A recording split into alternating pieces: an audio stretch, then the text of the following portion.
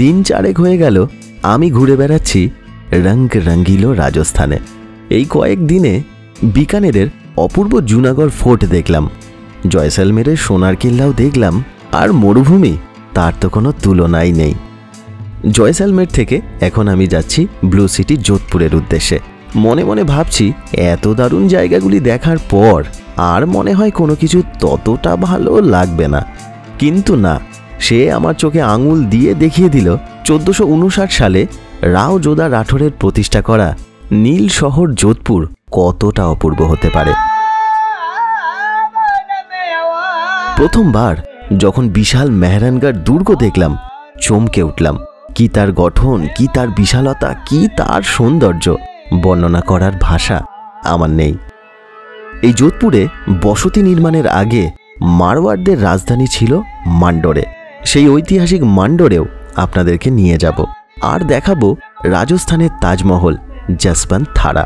তাজমহল নির্মাণের জন্য যে মার্বেল পাথরের ব্যবহার করা হয়েছে সেই মাকরানা মার্বেল পাথর দিয়ে এরও নির্মাণ করা হয়। সাথে থাকছে ঘণ্টাঘর, উমেদ ভবন ও মহামন্দিরের মতো বিভিন্ন জায়গাগুলি। আজকের পর্বে আপনাদের সামনে তুলে ধরছি দুর্দান্ত মেহরানগড় দুর্গকে। এখনও এই দুর্গের ছাদে সাজানো আছে অজস্র কামান, আছে বিশাল বিশাল অপূর্ব ঝাড়খা, সোনা দিয়ে রাঙানো বিশাল পালকি, আছে সোনা, রূপো, অন্যান্য প্রাকৃতিক রং দিয়ে আঁকা ছবি, দুর্দান্ত অস্ত্রাগার, দুর্দান্ত শীষমহল, 29 কিলো সোনা দিয়ে সাজানো ফুলমহল ও আরও অনেক কিছু। আর থাকছে এই ভ্রমণ সংক্রান্ত নানান তথ্যগুলি। সঙ্গে থাকুন। চলে এলাম ব্লু সিটি যোধপুরে। এই সবেমাত্র নামলাম, এখন সময় হচ্ছে 9:12। এই ট্রেনটা জয়সলমের থেকে ছেড়েছিল বিকেলবেলায় 3:30-এ। এখানে সময় ছিল 8:55, সামান্য কিছুক্ষণ লেট করেছে। যে ট্রেনটায় করে এলাম সেই ট্রেনটার নাম্বার হচ্ছে 14803 সবরমতী এক্সপ্রেস। আচ্ছা, একটা বিষয় আপনাদেরকে আমি জানাবো, যার জন্য আমি আপনাদের কাছে এখন এলাম, সেটা হচ্ছে এটা আমার কাছে একটা নতুন লাগলো। এই ট্রেনটাতে আমি যখন টিকিট করেছিলাম যে ভাড়াটা ছিল সেটার ভাড়া কিন্তু বেড়ে গেছে। মানে ট্রেনটা নর্মাল ছিল, তো ট্রেনটাকে সুপারফাস্ট করে দিয়েছে। এখন যেহেতু সুপারফাস্ট হয়ে গেছে সেই জন্য এর ভাড়া 30 টাকা বেড়ে গেছে। যাই হোক, এটা আমার কাছে একদম নতুন লাগলো। আপনারা কখনো এটা ফেস করেছেন কিনা জানি না। আমাদের যারা যারা আগে টিকিট করেছিল কামরাতে তাদের থেকে 30 টাকা করে এক্সট্রা চার্জ নেওয়া হলো, আর একটা করে স্লিপও দিয়েছে, সেটা নিয়ে কোনো সন্দেহ নেই। আচ্ছা, এখন আমি চলে যাবো হোটেলে। হোটেল এখান থেকে 2-2.5 কিলোমিটারের মতো। আর বাইরে যাব, একটা অটো নিয়ে নেবো। ঘণ্টাঘরের একটুখানি কাছেই হচ্ছে আমার হোটেল। চলুন।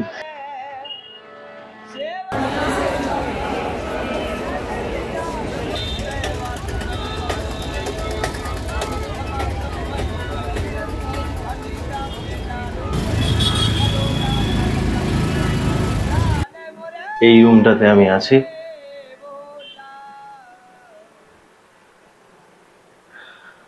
এসি নেই, শুধু পাখা আছে। এখানে বসার জন্য জায়গা আছে। এই বিছানাটাতে দুজনই ঠিকঠাক শুবে, 3 জন কিন্তু এটা হবে না। এখানে একটা জামা কাপড় রাখার জন্য একটা ব্যবস্থা আছে। আর এই সেরকম কিছু নেই। ওখানে একটা আয়না দিয়েছে, আর ওইটা জানলা, ওখান দিয়ে বাইরে সেরকম কোনো ভিউ নেই। আসুন টয়লেটটা আপনাদেরকে দেখিয়ে দিই। পরিষ্কার, ঠিকঠাক পরিষ্কার আছে, গিজার আছে, চান করার জায়গা ঠিক আছে, খুব ছোটও নয় খুব বড়ও নয়। তো এই যে হোটেলটায় আমি আছি, এই হোটেলটার নাম হচ্ছে কর্সিকান হাভেলি। এইটা আমি ইন্টারনেট থেকেই, মানে গুগল থেকে দেখেই বুক করেছিলাম। তো আমি ডাইরেক্ট ওনাদের সাথে যোগাযোগ করে কথা বলেছিলাম। তো উনি বললো যে নন এসি রুম 850 টাকা, আর এসি রুম বলেছিল 1250 টাকা। তা নন এসিটাই আমি নিয়েছি। এত বড় ট্যুর না রাজস্থানের, অনেক খরচ হয়ে যাচ্ছে, যা বাজেট তার থেকে ছাপিয়ে চলে যাচ্ছে আমার। তো এই হচ্ছে রুমটা। ঠিক আছে, আমার একার জন্য রুম ভালো।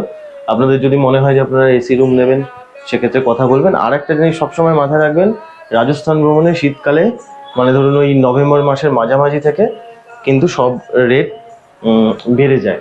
এই জিনিসটা কিন্তু মাথায় রাখবেন। আর যদি আপনারা বুকিং করেন তাহলে গুগলে একবার রেটিংটা দেখে নেবেন। আমি আর কতক্ষণ থাকবো? আমি আজকে রাত্রিরে এলাম, এখন 10টা বাজতে যায়।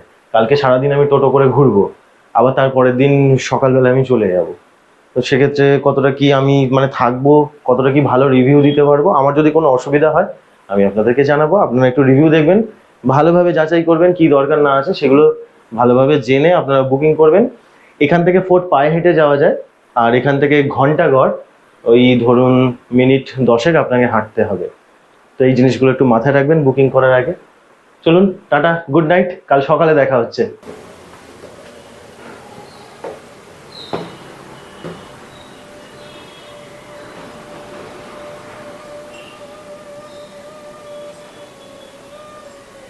সুপ্রভাত। আজকে অক্টোবর মাসের 4 তারিখ, আর রাজস্থান ভ্রমণের আজকে হচ্ছে 5ম দিন। বিকানের জয়সালমের হয়ে গতকাল রাত্রিবেলায় আমি এই ব্লু সিটি যোধপুরে এসে পৌঁছেছি। আমার পিছন দিকে এই যে ফোর্টটা দেখছেন, এই ফোর্টটাই হচ্ছে মেহরানগড়ের ফোর্ট। এখানকার বেশিরভাগ যে বাড়িগুলো দেখছি নীল রঙের, সেই জন্য এই জায়গাটাকে ব্লু সিটি বলা হয়। তবে সব নয়, কিছু কিছু বাড়ি আছে যেগুলো হচ্ছে নীল রঙের। আমি শুনেছি যে ওই ফোর্টের ওই দিকটাতে নীল রঙের বাড়িগুলোর সংখ্যা কিন্তু অনেক বেশি। এই যে জায়গাটা, এই জায়গাটা একটা সময় ছিল মারোয়ার বা মারবারের একটা রাজ্য। 1226 সালে রাজা রাও সিহা এইখানে শাসন শুরু করেছিলেন। সেই সময় রাজধানী ছিল পালিতে। এখানকার রাজাদেরকে রাও বলা হয়। আমরা দেখেছি বিকানেরের রাজাকেও রাও বলা হয়। এরপর 1395 সালে রাজা রাও চুন্ডা রাজধানী স্থানান্তরিত করে নেন মান্ডোরে। মান্ডোরে কিন্তু আমরা যাব, মান্ডোরটাও আমরা দেখব। তো সেখানে তাদের রাজধানী ছিল, কিন্তু মেবারের রাজা রানা কুম্ভ তাকে পরাজিত শুধু করে তা নয়, তাকে হত্যাও করে। তারপর বেশ কিছুদিন পর তার ছেলে রাও যোধা সেই রানা কুম্ভকে কিন্তু পরাজিত করে। তারপরে এই তার রাজ্য পুনরুদ্ধার করে, আর যখন পুনরুদ্ধার করে তার সঙ্গে আরও বেশ কিছু অঞ্চলকে রাও যোধা যুক্ত করে। তা কিছু কারণে তিনি যেটা বুঝতে পারেন যে ওখানে নয়, এই পাহাড়ের এইখানে যদি তার দুর্গ নির্মাণ হয়, রাজধানী স্থানান্তরিত হয়, সেটা তিনি ভালো বলে মনে করেন। তাই সেই কারণে তিনি এখানে তার রাজধানী স্থানান্তরিত করেন আর এখানে একটা দুর্গ নির্মাণ করেন। তার নামেই, মানে রাও যোধার নামেই এই জায়গাটার নাম হয় যোধপুর। যোধপুরের ভ্রমণ আমি শুরু করছি মেহরানগড় দুর্গ থেকে। এখানকার সব অলিগলি দিয়ে যাচ্ছি, বেশ ভালো লাগছে। আমার হোটেল থেকে জায়গাটার দূরত্ব কিন্তু খুব বেশি নয়, হেঁটে গেলে ধরুন ওই মিনিট 7 সময় লাগবে। একটা সোজা রাস্তা, ওই বাঁদিকের টার্নিংটাই হচ্ছে আমার হোটেল। আর এখান থেকে যাচ্ছি হচ্ছে এখন মেহরানগড় ফোর্টে।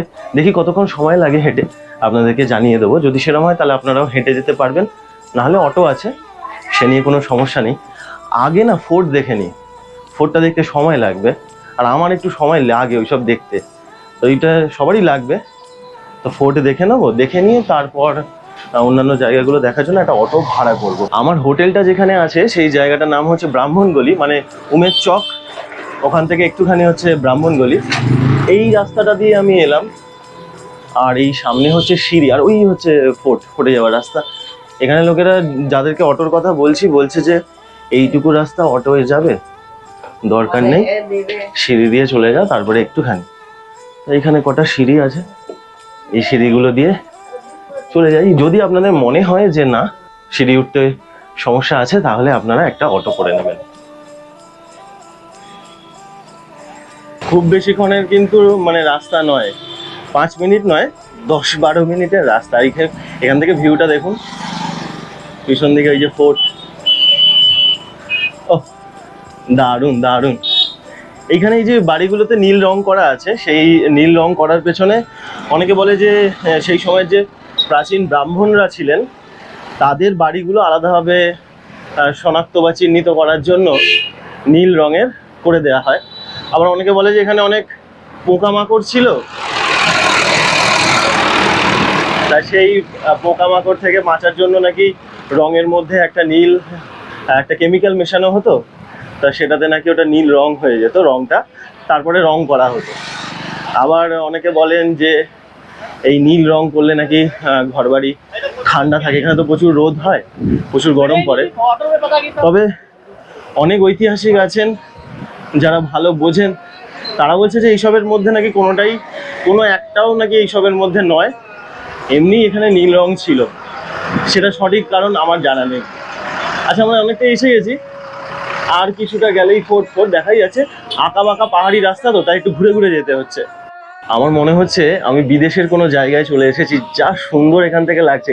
এই ফোর্টটা আমি রাজস্থানে বা ধরুন দিল্লি বা আগ্রাতে যে ফোর্টগুলো দেখেছি সেরকম কিন্তু আদৌ নয়। এর গঠনটা কিন্তু স্থাপত্যটা একদম আলাদা। আমাদের মানে ভারতবর্ষে এরকম একটা ফোর্ট আছে, কল্পনা করতে পারছিলাম না। ও দারুণ লাগছে, মানে আমি এক ঝলকে কেমন যেন হয়ে গেলাম দেখে, এত সুন্দর লাগছে। এখানকার যে রাজারা ছিলেন না, তারা ছিলেন হচ্ছে সূর্যবংশী। তা সেই অনুযায়ী কিন্তু এই ফোর্টেরও নামকরণ সেইভাবেই হয়, মিহির এবং গড়। মিহির মানে হচ্ছে সূর্য, সেই থেকে এই কেল্লার নাম হয়েছে মেহেরানগড়। এই 486 হেক্টর জায়গা জুড়ে এই পুরো ফোর্টটার অবস্থান করছে। আর যে পাহাড়টায় ফোর্টটা আছে সেইটা হচ্ছে 122 মিটার। আর 1459 সালে রাজা রাও যোধা এই ফোর্টের নির্মাণ করেছিলেন। এখন এখানে কিন্তু ক্যামেরার যে ট্রাইপড হয় সেগুলো কিন্তু অ্যালাউড নয়, এমনি ক্যামেরা নিয়ে যাওয়া যায়। আর কি কি রুলস আছে সেটা আপনাদেরকে দেখাবো গিয়ে, জানাচ্ছি ওখানে গিয়ে। আমরা এসে গেছি, মানে প্রবেশ পথ যেটা, সেই দরজাটার নাম হচ্ছে জয় প্রোল। এখানে প্রোল বা পোল মানে হচ্ছে বড় দরজা। আসুন দেখি এখানে নিয়ম কি আছে আগে সেটা জানতে হবে। এখানে কেবলমাত্র মানে যদি আপনি ট্রাইপড নিয়ে আসেন বা সেলফি স্টিক নিয়ে আসেন সেইগুলোকে অ্যালাউ করছে না, বাদ বাকি সব কিছুই কিন্তু এখানে অ্যালাউ করছে। মানে ব্যাগ অ্যালাউ করছে, তবে সিকিউরিটি চেকিং হচ্ছে, তারপরে ওরা ছাড়ছে। তা যাই হোক, ভালোই হলো মাইকটা নিয়ে আসতে পেরেছি, না হলে এত আওয়াজে না মাইকে ভালো রেকর্ডিং হয় না। এই যে সামনের দরজাটা দেখছেন, এই দরজাটারই নাম হচ্ছে জয় প্রোল। খুব সুন্দর এখানে পেন্টিংস করা আছে। এই দরজাটার নির্মাণ করেছিলেন রাজা মান সিং 1808 সালে। তিনি যখন জয়পুরের রাজা জগৎ সিংকে হারিয়েছিলেন যুদ্ধে, সেই খুশিতে তিনি এটা নির্মাণ করেছিলেন। চলুন আমরা এবার টিকিট করি। আচ্ছা, আমি এখান থেকে টিকিট করলাম। তার টিকিটের প্রাইস হচ্ছে 200 টাকা এক একজনের। আর এখানে যেহেতু এটা এত উঁচু, যা হাইট আছে মনে হচ্ছে তো ওই 10 তলার বেশিই হবে। এখানে লিফটের সুবিধা আছে। এখানে এই একটাই মাত্র কেল্লা যেখানে কিন্তু লিফটের সুবিধা আছে। তা 50 টাকা করে টিকিট। আমি লিফটে করে একদম উপরে চলে যাচ্ছি, উপর থেকে দেখতে দেখতে নিচে নেমে তারপরে এখান দিয়ে চলে যাব। 120 ফুট উঁচু, সেই কারণে কিন্তু মানে লিফটই কিন্তু ভালো হলো, যে এখানে এলাম লিফটে করে, সেটাই ভালো হলো। দেখুন এইখানটায়, এই দেখুন কত নীল রঙের বাড়ি এখানে। ওইখানে ব্রাহ্মণরা থাকতেন তো, তাই ওই জায়গাটার নাম হয়েছিল ব্রহ্মপুরী। আর ওই দূরে ওই দিকটায় হচ্ছে জসবন্ত থারা, ওই দিকটায়। এখানে দেখুন কত কামান রাখা আছে।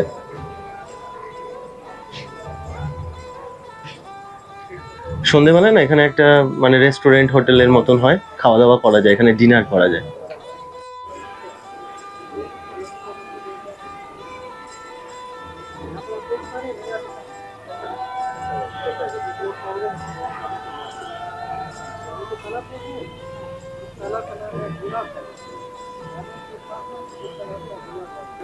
এখানে এই যে কামানগুলো রাখা আছে, এগুলো সব চাকা দেওয়া আছে, তার মানে এগুলোকে কিন্তু মুভ করা যায়। আর এই যে চাকাটা দেখছেন না, এইগুলো ওপরে জল তোলার জন্য ব্যবহার করা হতো এই চাকাগুলো। তাই এই চাকাগুলো গরু বা যে ষাঁড় থাকতো তাদেরকে দিয়ে এগুলো ব্যবহার করে জল তোলা হতো। এইখান থেকে মানে প্রতিটা জিনিস এখানে আশেপাশে কি আছে সব বোঝা যাচ্ছে। ওই দেখুন ঘন্টাঘর, ওই ঘরটা হচ্ছে গুলাববাগ, জসবন্ত থারা, উমেদ ভবন। এই জিনিসটায় জসবন্ত থারার কিছুটা আগেই হচ্ছে এখানে একটা গার্ডেন আছে, ক্যাকটাস গার্ডেন, রক গার্ডেন, সেইটা আছে এইরকম জায়গায়, এই যে। আর ওই দূরে যে কেল্লার যে বাউন্ডারিগুলো দেখছেন, ওইটা কিন্তু 10 কিলোমিটার এলাকা জুড়ে ছিল, বিশাল বড়। ওটা শোনা যায় যে 1600 শতাব্দীতে রাজা রাও মালদেব যে তিনি নির্মাণ করেছিলেন। আপনাদেরকে আমি আগেও বলেছিলাম যে কথাটা, যে এখানে যে পাথরগুলো ব্যবহার করা হয়েছে এগুলো কিন্তু রেড স্যান্ডস্টোন, তবে এগুলো কিন্তু কালার আলাদা। দেখবেন আগ্রাতেও কিন্তু রেড স্যান্ডস্টোন আমরা দেখি, ফতেপুর সিক্রিতেও আমরা রেড স্যান্ডস্টোন দেখি, কিন্তু এর কালার আলাদা। এটা গোলাপের পাপড়ির যে কালার, সেই কালারটা অনেকটা, সেই জন্য এগুলোকে রোজ রেড স্যান্ডস্টোন বলে। এই সামনে হচ্ছে ফতেমহল, যেখানে রাজা তার আধিকারিকদের সঙ্গে গুরুত্বপূর্ণ মিটিংগুলো করতো। আর সেখান থেকে একটু সামনে গেলেই হচ্ছে শৃঙ্গার চক। এই মানে ছাদ থেকে এইবারই আমি প্রবেশ করছি মহলের ভিতরে। এখন শোনা যায় যে রাজা যখন এখানে আসেন তখন আরাম করেন, হাওয়া এখানটায় খুব চলাচল করে, সেই জন্য হাওয়া খান। এই খুব একটা বড় নয়, ছোট্ট রুম। এইটাই আশা করা যাচ্ছে যে তিনি বসেন। এই জায়গা করা আছে। এইটা হচ্ছে শৃঙ্গার চক, ডান দিকে। যারা হেঁটে আসবেন তাদেরকে এই রাস্তা দিয়ে হেঁটে আসতে হবে। এই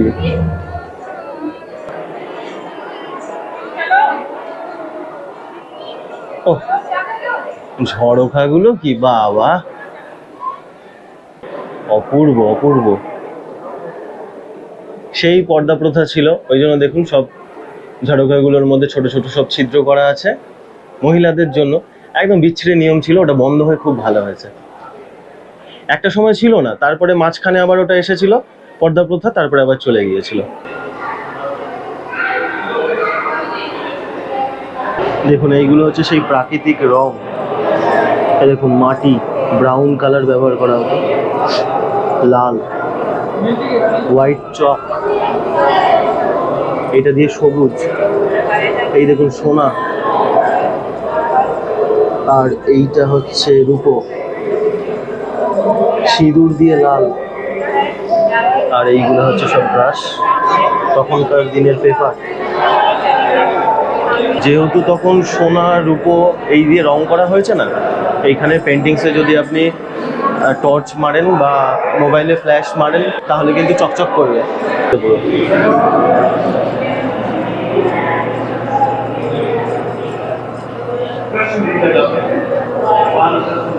এখানে কিন্তু ওই মানে হারিয়ে যাবার কোনো ব্যাপার নেই, রুমগুলো সব পরপর আছে, আপনি একটার পর একটা ঘুরে দেখুন, সব লেখা আছে, আপনি পড়ুন, সব বুঝতে পারবেন, গাইড না হলেও হবে। আচ্ছা দেখুন, আমি ওই রাস্তাটা থেকে এলাম, তারপরে এই ঝাড়খাগুলো দেখাচ্ছিলাম না আপনাদের, আর ওই যে রুমটা আছে ওই রুমটা হচ্ছে পেন্টিংস রাখা আছে ওই রুমটাতে।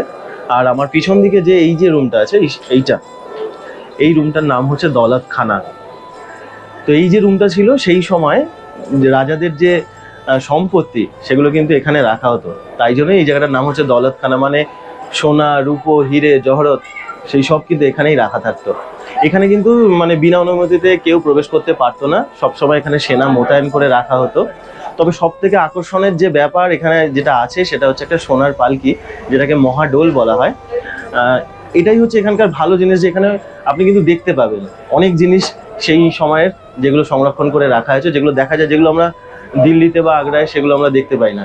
তো যে সোনার পালকিটা আছে সেটা মহারাজা অভয় সিং 1730 সালে গুজরাটের বুলন্দ খান, যিনি ছিলেন একজন মুঘল গভর্নর, তাকে পরাজিত করে এখানে নিয়ে চলে আসে।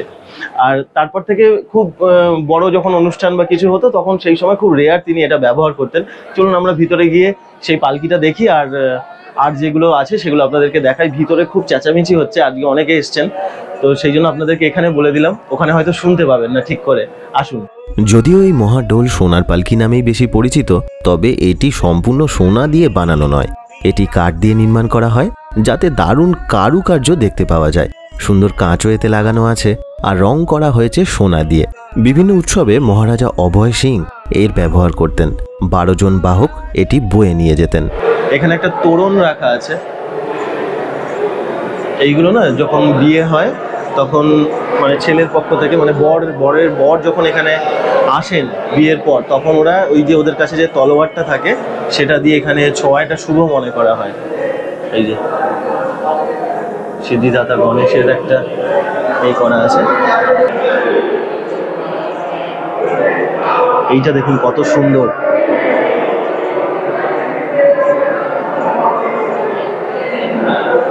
এই না আগে প্র্যাকটিস যখন করতেন তখন ভারী যে তলোয়ারগুলো হয় সেগুলো দিয়ে প্র্যাকটিস করতেন, আর তারপর ওই হালকা তলোয়ার যা চালাতেন না, ওই জুনাগড় ফোর্টে তো একবার দেখিয়েছিলাম আপনাদের। আর এখানে না দেখুন সব বাঁকা তলোয়ারগুলো আছে, আসুন দেখাচ্ছি।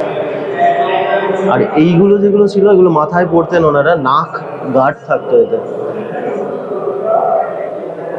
আর হাতিদের পরিচালনার জন্য এইটা ছিল। এইটা না এর মধ্যে ওয়াইন ঢালা হতো এটা দিয়ে, এই জিনিসটা দিয়ে, এইটা এই মুখে কিন্তু একটা ছিদ্র আছে, সেটা দিয়ে ঢালা হতো, এই যে ওয়াইন ফ্লাক্স। এইগুলো রানীরা যারা ছিলেন না তারা এগুলো দিয়ে ব্যায়াম করতেন। তাদের ব্যায়াম করার জন্য এগুলো ছিল। আচ্ছা, এখানে একটা দেখুন সুরাহি আছে, এইটা ওই মানে হুঁকোর মতন যেগুলো হয় না, সেই রকম একটা জিনিস। তো এইটা হচ্ছে না, এর মধ্যে আফিম দেওয়া থাকতো। তো রাজা যখন যুদ্ধে যেতেন তখন অনেক বেশি করে আফিম নিয়ে নিতেন, যাতে কি হতো তাদের একটা মানে এনার্জি পেতেন, একটা মনোবল বেড়ে যেত। আর একটা হচ্ছে যদি কোথাও ক্ষত হতো যুদ্ধে, তাহলে রক্তটা ক্লট বাঁধতে সাহায্য করতো।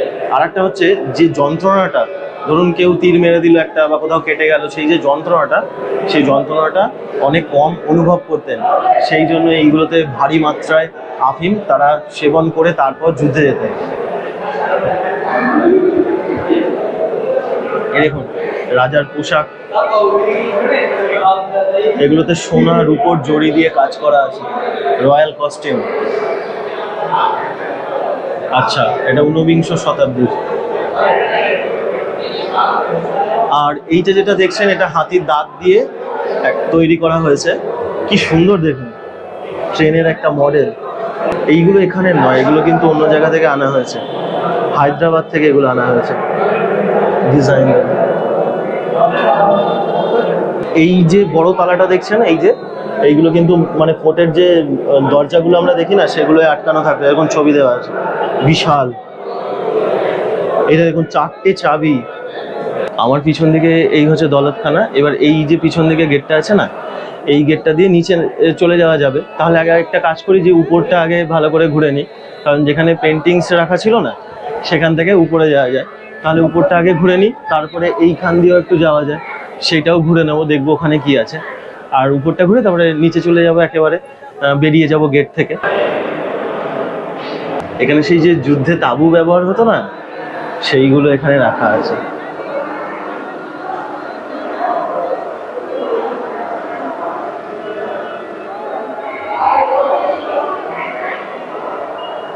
এইগুলো সব পার্ট পার্ট করে নিয়ে যাওয়া হতো, এইগুলো ঘিরে দিয়ে ওপর থেকে তারপরে এই শেডটা দিয়ে দেওয়া হতো। চলুন এবার মহারাজা অজিত সিং এর শোবার ঘর দেখবো, শীষমহল। আগে ওটা ওনার শোবার ঘর ছিল, কিন্তু পরে ওটা পুজো অর্চনার জন্য এই রুমটা ব্যবহার করা হতো। আমরা যেতে চলেছি শীষমহলে।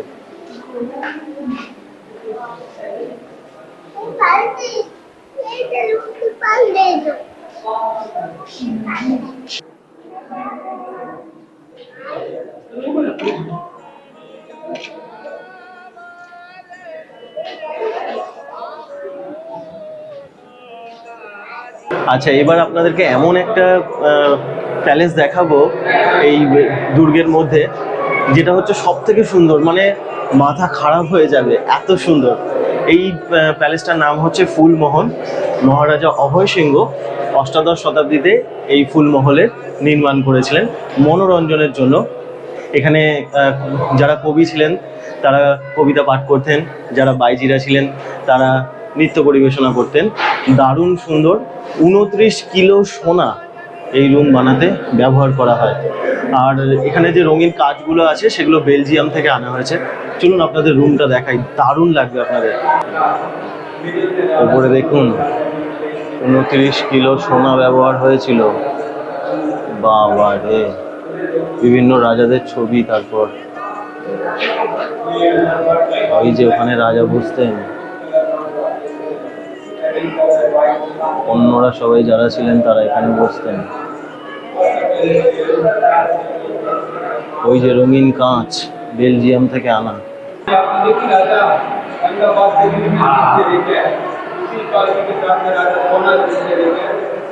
আমি যদি এখানটায় না দাঁড়াই না, তাহলে আপনি বুঝতে পারবেন না যে এই তলোয়ারগুলো কত বড়। দেখুন, এক একটা 4 ফুটের তলোয়ার তো হবেই। পিছন দিকটা দেখুন,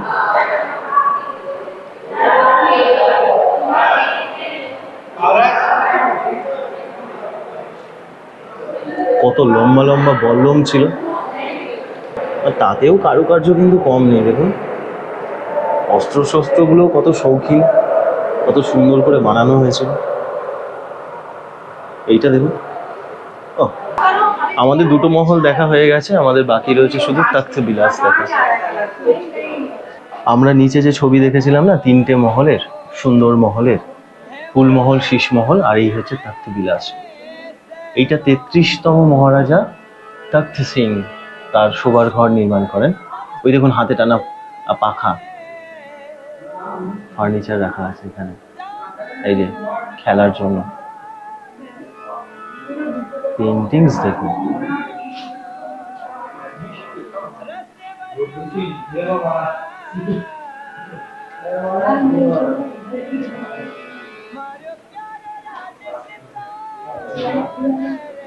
ময়ূর, সিংহ,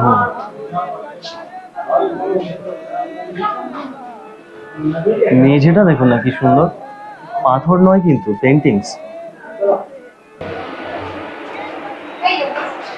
এই জায়গাগুলো এলে না আমার মাথা যেন কাজ করে না। আর এই দেখুন জানালা, দরজা দেখুন,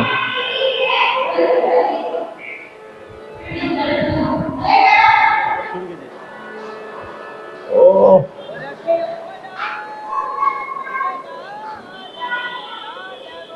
আচ্ছা, ওইটার সেকেন্ড পার্টে চলে এলাম, ওপর থেকে দেখছিলাম। আচ্ছা, এটাই হচ্ছে সেই যে মুনিমজি থাকতো, হিসাব নিকাশ করতেন, তার দেখুন পাখির পালক আছে, দোয়াত আছে, খাতা রাখা আছে। আরে বাপরে, দোলনা দেখুন কি সুন্দর সুন্দর। এইটাকে না ঝাঁকি মহল বলে। তখনকার যে মানে রাজারা যখন নতুন কেউ পরিবারে আসতেন তাদের জন্য, সবার জন্য একটা করে তৈরি করতেন। মহারাজা তখত সিং 1860 সাল তিনি বানিয়েছিলেন এটা। কি সুন্দর দেখুন।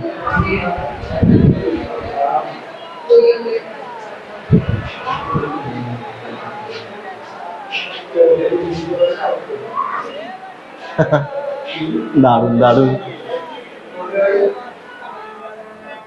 এই সামনে যেটা আছে এইটাই একমাত্র ইলেকট্রিকে চলতো, এইটা দেখুন না, রঙিন কাঁচগুলো কি সুন্দর।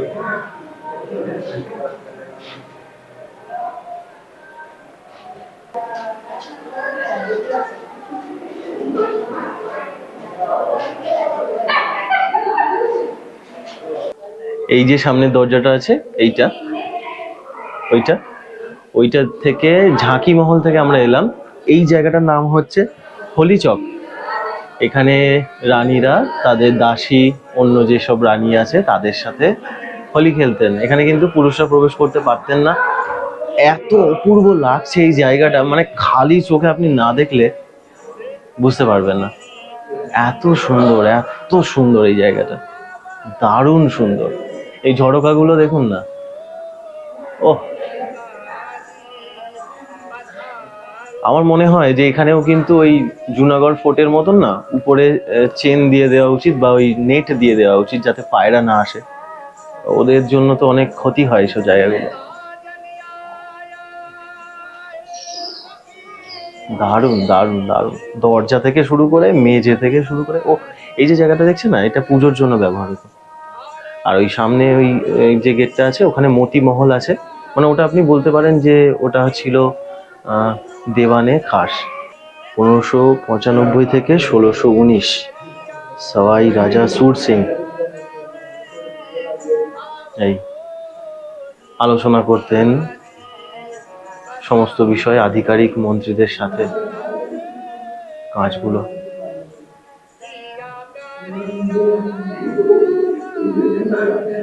ওপরে দেখুন, বাবা এই রুমেতেও যেগুলো দেখছেন এগুলো কিন্তু সব সোনা, কাঠের ওপরে সোনা। জানলাগুলো আছে না, এই জানলাগুলোর পিছনে দেখুন ছোট্ট ছোট্ট সব ছিদ্র আছে। ওইগুলোতে না রানীরা বসতেন, তারা শুনতেন কি হতো না হতো। পরে রাজা যদি মানে কোনো রকম সলা পরামর্শ দেওয়ার দরকার হতো তারা কিন্তু দিতেন। কাকে খারাপ আর কাকে ভালো বলবো এখানে, মানে কি আর বলবো। এই জায়গাটার নাম হচ্ছে জানানি দেউরি। এখানে কিন্তু মহিলারাই থাকতেন, পুরুষদের প্রবেশ নিষেধ ছিল। চলুন বাইরে যাই, আমাদের মোটামুটি হয়ে এসেছে, আর কিছু দেখি আমাদের হয়ে যাবে। আমি জানানা দেউরি থেকে না এই দরজাটা দিয়ে এলাম। মানে এই সামনের দরজাটা থেকে। এইবার এইখানে একটা মানে পুরো মহলের না এটা সেম পার্ট, কিন্তু মাঝখান দিয়ে ভাগ করা আছে। এই পার্টটা দেখুন, বাপ রে বাপ, কি বিশাল ঝরকা। এই এত ঝরকা বানানো হতো না যাতে হাওয়া চলাচল করে কিন্তু রোদ আসতে না পারে। আলো আসবে কিন্তু রোদ গার্ড হয়ে যাবে, এই জন্য এইরকম ডিজাইনগুলো করা হয়েছিল।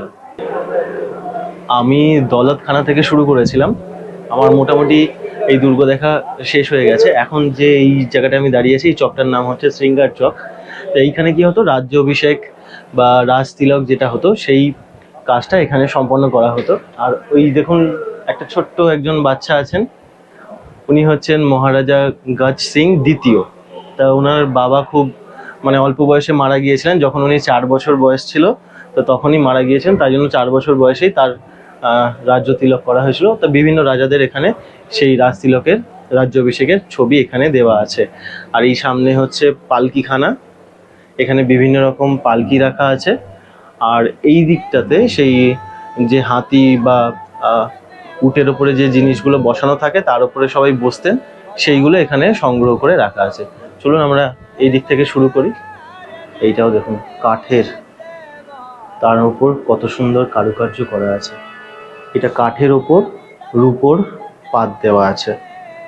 এই পালকি যারা চালাতেন না তাদেরকে কিন্তু প্র্যাকটিস করানো হতো যে তুমি যেরকম খুশি দৌড়তে পারবে না, তোমাকে এমনভাবে চলতে হবে যাতে রাজার বা রানী বা যারা আছেন তাদের যেন কষ্ট না হয়। তো এই ধরনের জিনিসগুলো ছিল সেই সময়। আসুন আমরা এটা দেখে নিই, যেগুলো সেই হাতির পিঠে বা উটের পিঠে সেসব বসানো হতো, সব হাতির পিঠেই বসানো, এগুলো হদা বলে। আসুন, মানে সামনে রাজা বসবেন আর পিছন দিকে তার যে সেবক আছে সে ছাতা ধরবে। সিংহ, রাজা যেহেতু রাজা মানে পশুরাজ সিংহ রাজা, সেই জন্য সিংহের সব মূর্তি করা আছে। আচ্ছা, এই উপরে না অনেকগুলো তোপ রাখা আছে, চলুন তোপগুলো দেখে নিই।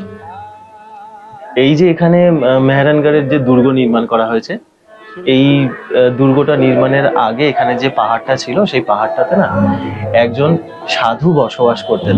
বহু বছর আগে থেকেই তিনি এখানে বসবাস করতেন। তো যখন এখানে নির্মাণ কার্য যখন শুরু হয় তখন রাজা তাকে বলেন যে আপনি এখান থেকে চলে যান, না হলে আমি এখানে নির্মাণ কার্য করবো, তো আপনাকে এখান থেকে চলে যেতে হবে। তো তিনি বলেন যে না, আমি এতদিন ধরে এখানে আছি, আমি কেন যাব, আমি এখান থেকে যাব না। তখন আর কি করবে, তাকে বলপূর্বকই সরিয়ে দেওয়া হয়েছিল। তাকে যখন সরিয়ে দেওয়া হয় তখন তিনি এখানে অভিশাপ দিয়ে যান যে আপনারা মানে শান্তিতে থাকতে পারবেন না, আর এখানে জলের কষ্ট সব সময় থাকবে।